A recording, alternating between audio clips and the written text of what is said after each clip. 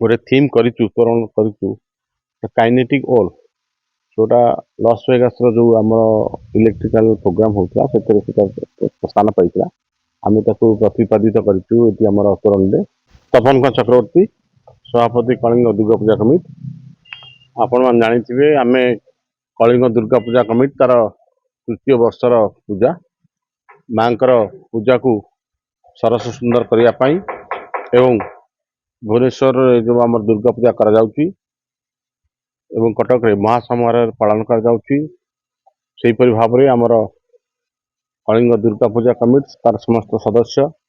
समस्त आप्राण उद्यम कर समस्त प्रस्तुति कार्य शेष पर्यायर पहुंची आपण माने देखुथिबे जे चलित वर्ष आमे गोटे थीम करिचु तोरण करिचु काइनेटिक ओल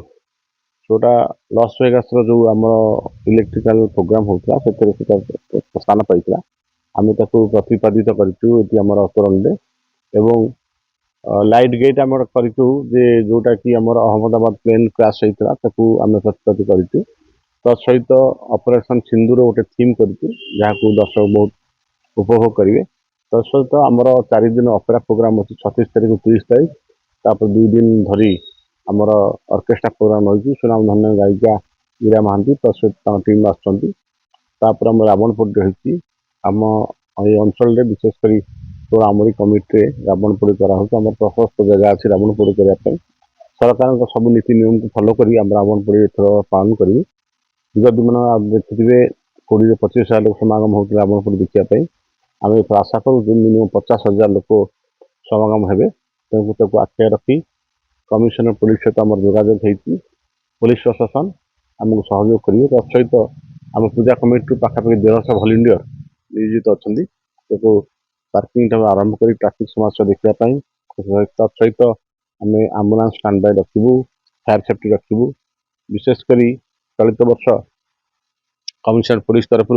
डीजे को संपूर्ण बैन कर रोषणी नंबर बैन करूँ आम पारंपरिक वाद्य यंत्र आम रोषणी करूँ कौन प्रकार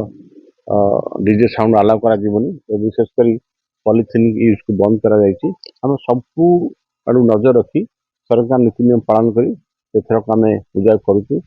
आम आशा करूँ निश्चित भाव में श्रद्धा मैंने आसवे बहुत दूर आसुँच अधिक अधिक श्रद्धा आसवे और आमर मंडप दर्शन करने महिला मानू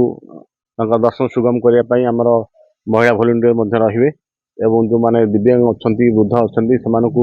दर्शन करने आमर ये रास्ता कराई व्हील चेयर से आसवे दर्शन करेंगे सब प्रकार आम व्यवस्था करूँ आशा करूँ एथर कलिंग दुर्गा पूजा कमिटी गोटे अग्रणी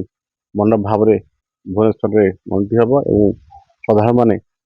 निश्चित भाव में उपभोग करेंगे। आगे देखिए पाखापाखि अनेक शिक्षानुष्ठान बड़ बड़ रही जिते अधिक लोक समागम को सुरक्षा गोटे प्रथम प्राथमिकता रहा दरकार प्रथम दायित्व रहा दरकार एवं आम देखिए विभिन्न पूजा मंडप में सीसीटीवी व्यवस्था कर व्यवस्था निश्चित भाव में आम एथरक आम पेंडाल भितर रोड रे बाहर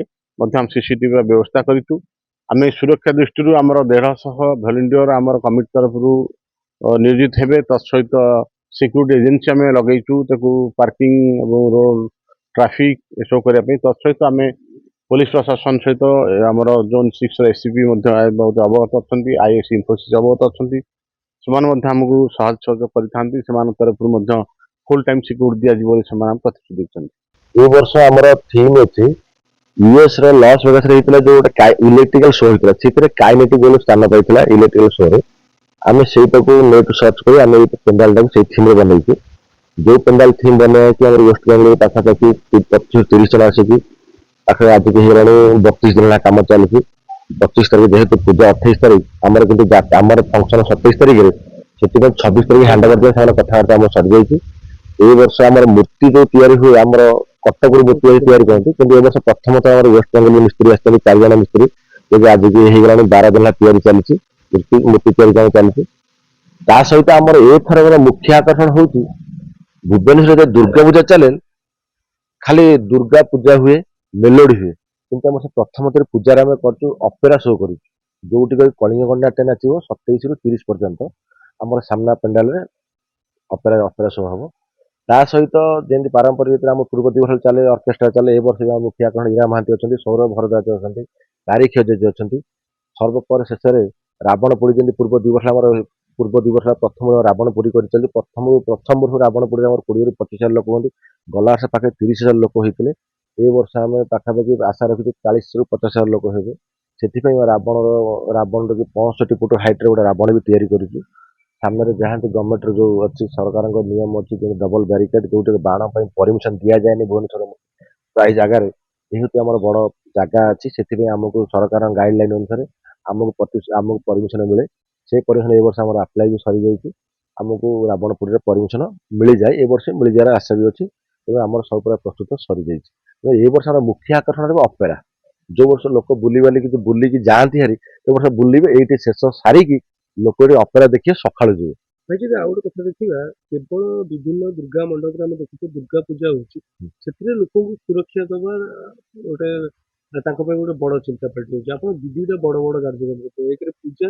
ଦୁଇରେ ଅପେରା। ଅପେରାରେ ବି ଲୋକଙ୍କୁ ଭିଡ଼ ହବ, ତ ଲୋକଙ୍କ ସମାଗମଟା ଟିକେ ଅଧିକ ହଉଛି, ତାକୁ କେମିତି ମ୍ୟାନେଜ? ସେଥିପାଇଁ ଆମେ କଣ କରୁଛୁ, ଭଲ୍ୟୁଣ୍ଟର ସଂଖ୍ୟା ଆମର ଯେହେତୁ ଏଟା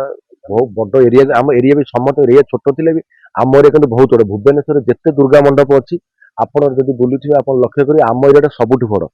ପୁରା ଏରିଆକୁ ଯେହେତୁ ରାବଣ ପୋଡ଼ି ବଡ଼ ଏରିଆ, ରାବଣ ପୋଡ଼ି ପାଇଁ ରଖିଛୁ, ଅପେରା ପାଇଁ ରଖିଛୁ, ପୂଜା ପାଇଁ ରଖିଛୁ, ରୋଡଟା ବି ଆପଣ ଦେଖୁଛନ୍ତି ପୁରା ଫାଙ୍କା ଏରିଆ, ଯୋଉଠି ଲୋକ ଆସି ଫ୍ରିରେ ବୁଲିକି ଯାଇପାରିବେ। ଆପଣ ଆଉ ଅଲଗା ଠି ମଣ୍ଡପ ଗଲେ ଆପଣ ଦେଖିବେ ଗହଳି ଘଣ୍ଟା ଘଣ୍ଟା ଧରି ଠିଆ ହୁଅନ୍ତି। ଯୋଉଟା ଲୋକ ଏଠି ସେ ଗହଳିକୁ ଅନୁଭବ କରନ୍ତିନି, କାହିଁକି ନା ବହୁତ ଯେହେତୁ ଖୋଲା ଫସିଲା ଜାଗା ଅଛି, ଭଲ୍ୟୁଣ୍ଟର ସଂଖ୍ୟା ଆମର ଅଧିକା ଅଛି। ସେଥିପାଇଁ ଆମେ ଅଧିକା ଜାଗା ଅଧିକା ଭଲ୍ୟୁଣ୍ଟର ସିକ୍ୟୁରିଟି ସଂସ୍ଥା ବି ଆମେ ଦେଇଦେଇଛୁ। କାହିଁକିନା ଆମର ଯେତେ ଲୋକ ଆସିଲେ ବି ଆମେ ଯେହେତୁ ଅଧିକା ଜାଗା ପାଇଁ ଆମର ଭଲ୍ୟୁଣ୍ଟର ସଂଖ୍ୟା ବଢ଼ା ହେଇଛି। ସେମାନଙ୍କୁ ଲୋକ ଆସିବେ, କଣ୍ଟ୍ରୋଲରେ ସେମାନେ ଦେଖିବେ, ତାଙ୍କୁ ଭଲରେ ଦେଖା ଦେଇକି ସେମାନେ ଯଦି ଭଲରେ ଯିବେ। ଏଠୁ ଗଲା ପରେ ସେମାନେ କହିବେ ଆମର ଭଲ ପେଣ୍ଡାଲ ଦେଇଥିଲୁ, ଯୋଉଠି ଆମେ ଦର୍ଶନ କରି ପାଇଲୁ, କିଛି ଅସୁବିଧାର ସମ୍ମୁଖୀନ ହୋଇନାହିଁ।